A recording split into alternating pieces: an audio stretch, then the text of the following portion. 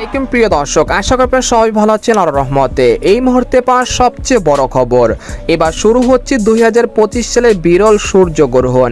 6 minute অন্ধকারে থাকবে পৃথিবীর একাংশ। 48 ঘন্টা পরেই দেখা যাবে 2025 সালের দ্বিতীয় সূর্যগ্রহণ।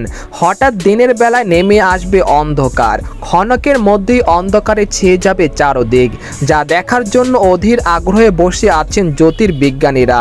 এটা হতে চলেছে 100 বছরের মধ্যে সবচেয়ে বিরল সূর্যগ্রহণ। এছাড়া ভারত ও বাংলাদেশের সময় অনুসারে এই সূর্যগ্রহণ ঠিক কখন শুরু হবে আবার কখন শেষ হবে জানতে হলে ভিডিওটি প্রথম থেকে শেষ পর্যন্ত দেখতে থাকুন। আর আপনি কোন জেলা থেকে দেখছেন অবশ্যই কমেন্ট করে জানিয়ে দিবেন। আর সবার প্রথম সঠিক খবর জানতে আমাদের চ্যানেলটিকে সাবস্ক্রাইব করে রাখুন। এবার জেনে নিন এক নজরে। সূর্যগ্রহণ ঘটে যখন চাঁদ সূর্য ও পৃথিবীর মাঝে চলে আসে এবং চাঁদের ছায়া পৃথিবীর উপর পড়ে, ফলে পৃথিবীর কিছু অংশ থেকে সূর্যকে আংশিক বা সম্পূর্ণভাবে দেখা যায় না, তখনই সূর্যগ্রহণ ঘটে। তবে এমনই মহাজাগতিক ঘটনার সাক্ষী হতে চলেছে পৃথিবীতে। এটি দেখা যাবে আগামী রোববার, আর এটি হতে চলেছে এই বছরের শেষ সূর্যগ্রহণ। তবে কি বাংলাদেশ ও ভারত থেকে কি দেখা যাবে, বিস্তারিত জেনে নিন। এদিকে আরও জানা যায়, সূর্যগ্রহণের দিন পৃথিবীর একাংশ অন্ধকারে ঢেকে যাবে। গ্রহণটি টানা 4 ঘন্টা 24 মিনিট স্থায়ী হবে। আগামী রোববার 21শে সেপ্টেম্বর রাত 11টা 29 মিনিটে আংশিক সূর্যগ্রহণটি শুরু হবে। গ্রহণটি শেষ হবে দিবাগত রাত 3টা 53 মিনিটে।